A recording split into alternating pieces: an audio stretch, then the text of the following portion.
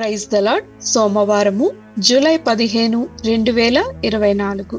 ఈ రోజు దేవుని వాక్యము, ప్రభువైన యేసునందు విశ్వాసముంచుము, అప్పుడు నీవును నీ ఇంటివారును రక్షణ పొందుదురు. అపోస్తుల కార్యములు 16వ అధ్యాయము 31వ వచనము.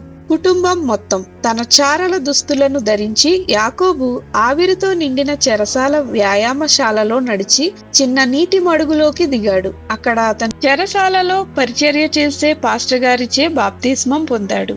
అయితే అతని కుమార్తె బ్రిటనీ, అలాగే ఖైదీ కూడా అదే రోజు బాప్తిసం పొందిందని విన్నప్పుడు యాకోబు ఆనందం రెట్టింపయింది.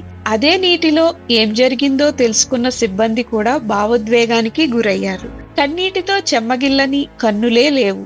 పాస్టర్ చెప్పారు, సంవత్సరాల తరబడి చెరసాలలో మరియు వెలుపల బ్రిటనీ మరియు ఆమె తండ్రి ఇద్దరూ దేవుని క్షమాపణను కోరుకున్నారు మరియు ఇద్దరికీ కలిపి దేవుడు వారికి క్రొత్త జీవితాన్ని ఇచ్చాడు. లేఖనం మరొక చెరసాల అనుభవాన్ని వివరిస్తుంది.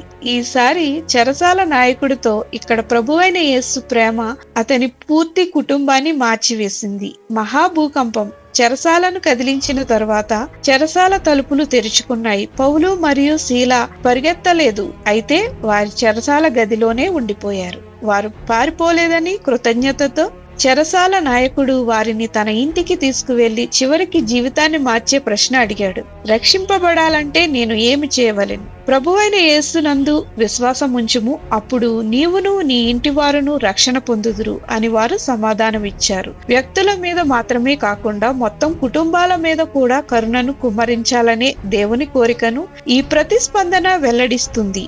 దేవుని ప్రేమను రుచిచూచి వారందరూ మరియు అతని ఇంటి వారందరూ విశ్వసించారు.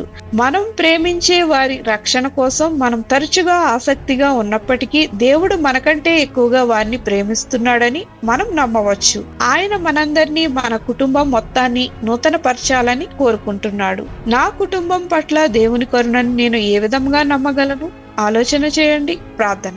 దేవా, నా కుటుంబం పట్ల నీకున్న ప్రేమ నా ప్రేమ కంటే చాలా గొప్పది, బలమైనదని నాకు తెలుసు. దయచేసి మా అందరికీ మిమ్మల్ని మీరు బయలుపరుచుకోమని యేసు నామమున అడుగుచున్నాం తండ్రి. ఆమేన్.